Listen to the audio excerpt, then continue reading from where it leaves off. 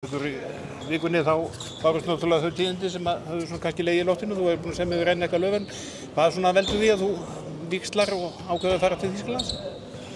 Mér fannst það svona rökrétt skref og bara gott skref á þessum tímapunkti á mínu ferli og svona aðeins öðruvísi en ég er vanur, búinn að vera lengi í, bara síðan ég fór út í svona slakari deildum heldur en mikið af svona ójöfnum leikjum og sem ég hef verið í síðan ég fór út. Það var gaman að prófa þetta að fá fleiri alvöru leiki og bara spenntur fyrir því.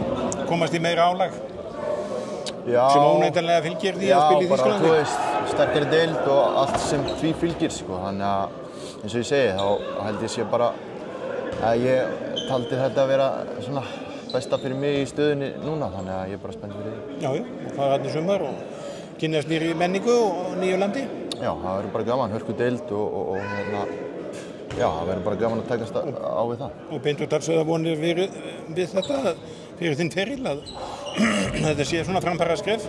Já, sem ég segi áðan, þá bara held ég að þetta sé góð staður upp á það og ég er sannfærður að þetta sé rétt skref.